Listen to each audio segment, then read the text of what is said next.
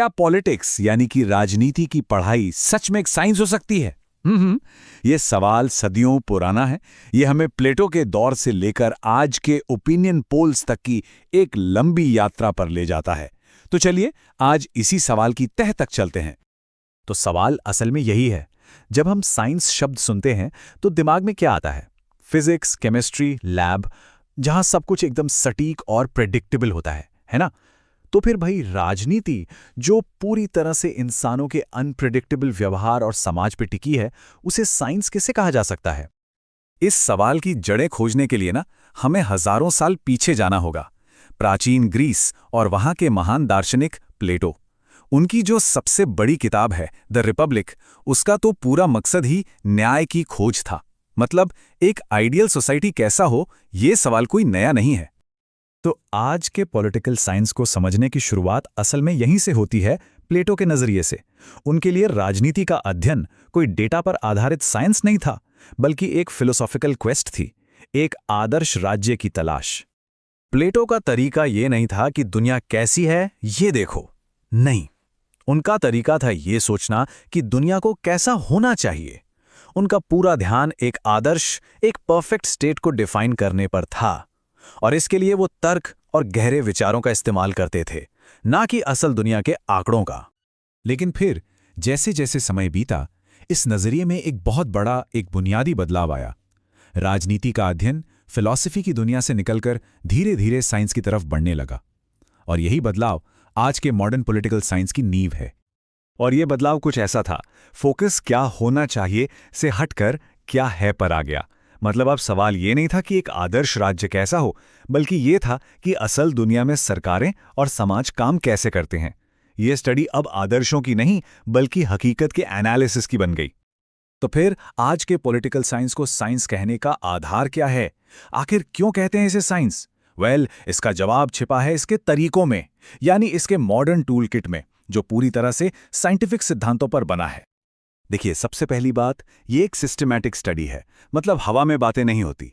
यहाँ power, justice और democracy जैसे वेल डिफाइंड कॉन्सेप्ट्स के आधार पर ही बात आगे बढ़ती है।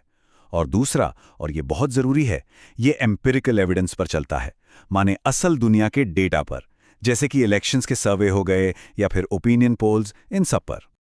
इसका एक बहुत बड़ा उदाहरण है तुलनात्मक विधि, यानी कंपैरेटिव मेथड। इसमें क्या होता है कि पॉलिटिकल साइंटिस्ट अलग अलग पॉलिटिकल सिस्टम्स को कंपेयर करते हैं, जैसे भारत के पार्लियामेंट्री सिस्टम और अमेरिका के प्रेसिडेंशियल सिस्टम को, ताकि ये समझ सकें कि कौन सी व्यवस्था ज्यादा स्थिर है या ज्यादा जवाबदेह है। ये पैटर्न ढूंढने का एक बहुत मजबूत साइंटिफिक तरीका है। और हाँ, किसी भी साइंस की तरह यहाँ भी ऑब्जेक्टिविटी यानी निष्पक्षता एक बहुत बड़ा लक्ष्य है। डेटा और स्टैटिस्टिकल टूल्स का इस्तेमाल करके कोशिश की जाती है कि जो पर्सनल झुकाव होता है उसे कम से कम किया जा सके।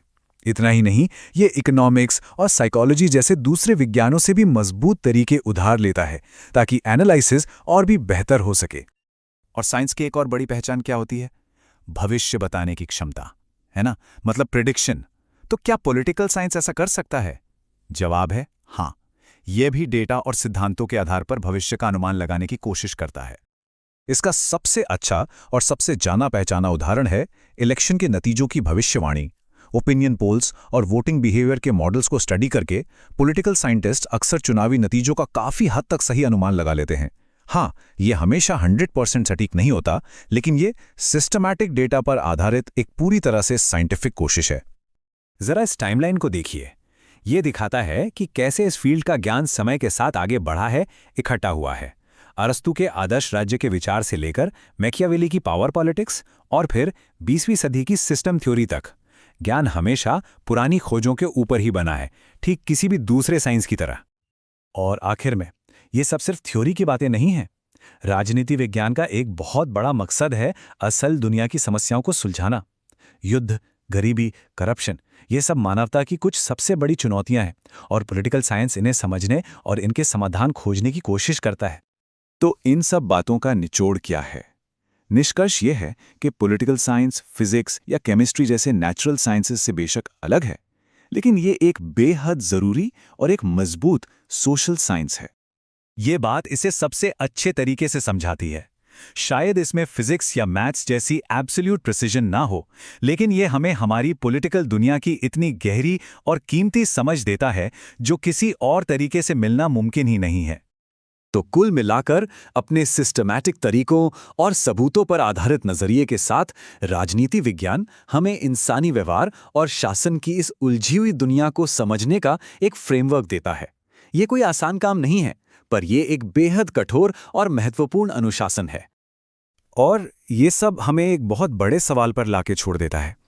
अगर हम वाकई पॉलिटिक्स के पीछे की साइंस को समझ लें, तो क्या हम इस नॉलेज का इस्तेमाल एक बेहतर, एक ज्यादा न्यायपूर्ण दुनिया बनाने में कर सकते हैं? ठीक उसी तरह जैसे कभी प्लेटो ने एक आदर्श दुनिया का सपना देखा था।